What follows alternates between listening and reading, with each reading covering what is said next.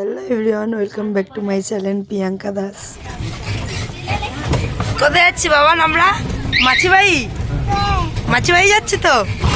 আর আমাদের কে দিয়ে আসতে যাচ্ছে? রাহুল দাদা, লাউল কে দিয়ে যাচ্ছে? কে? লাউল। আমরা এখন দক্ষিণদারি ব্রিজের কাছে এসেছি, বাসে উঠবো বলে। দেখো এই যে বাবান সোনা হেঁটে হেঁটে যাচ্ছে। আমরা এখন সবাই মিলে বাস ধরবো।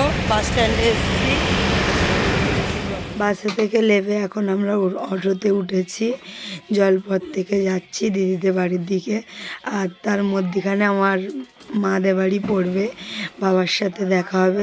দাদুর জন্য কিছু ফল কিনেছিলাম বাবার হাতে, সেগুলো দিচ্ছিলাম। যাবো না, আমরা যাবো। বাবার কাছে দিয়ে দাও না। এইটা সাদাটা ছাড়ো, এই সাদাটা ছাড়ো, এই কালো প্লাস্টিকটা। চলে চলে। কে? না না, আসো। দাদু যাবে না, দাদু যাবে না, দাদু থাকবে। আমরা অন্য জায়গায় যাবো, অন্য জায়গায়। আমার বাবান সোনা তো দেখলেই বাবার জন্য কান্নাকাটি করছিল, দাদু আসে না কেন। তারপরে হাঁটতে হাঁটতে দেখো চলে এলাম। কত সুন্দর লাগছে না বলো দৃশ্যটা? আর এদিকে দেখো বাবান সোনার হাতে মিষ্টির প্যাকেট দৌড়িয়ে দিয়েছি। ও আর কিছুতেই যাচ্ছে না, দাঁড়িয়ে পড়েছে। ও তোমাদের তো বলাই হয়নি কি কারণে এসছি দিদিদের বাড়ি। দিদি শাশুড়ি মারা গেছে, সেই কারণে আমরা এসছি দিদিদের বাড়ি, শ্রাদ্ধ বাড়ি। আর অয়ন দেখো আমাদের নিতে চলে এসছে।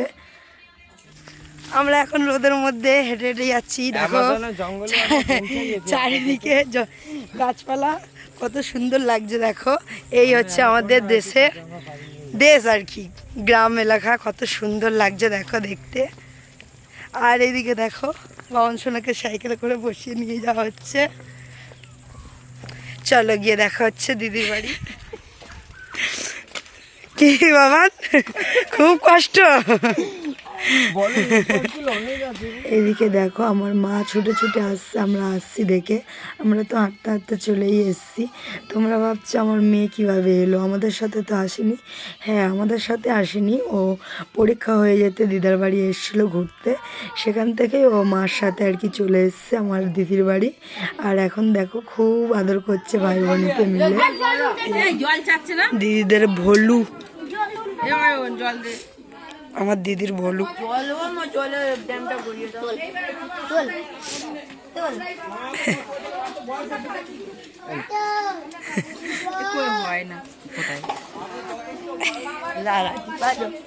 হ্যাঁ, তোমরা ভাবছো এসেই মত্তর খেতে বসে গেছি। হ্যাঁ, অনেকটাই দেরি হয়ে গেছিলো আমরা আসতে। প্রায় আমরা 3টের সময় এসেছি, সেই কারণে আর কি জামা কাপড় না ছেড়ে হাত পা ধুয়ে খেতে বসে গেছি সঙ্গে সঙ্গে।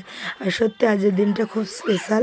শ্রাদ্ধ বাড়ি হতে পারে, কিন্তু প্রভুদের হাতে সেবা পাবো বলে ভাবতে পারিনি। দেখো ওখানে সব প্রভুরা রয়েছে, নিজেরাই রান্না করেছে আর নিজেরাই দেওয়া থাওয়া করছে। বলে এটা ভাগ্যের বিষয় আর কি, প্রভুদের হাত থেকে সেবা নেওয়া। সত্যি আমরা হয়তো পুণ্য কিছু করেছিলাম, তাই প্রভুদের হাত থেকে সেবা পেলাম। হয়তো আর একটু দেরি করলে হয়তো পেতাম না ওনাদের হাত থেকে সেবা।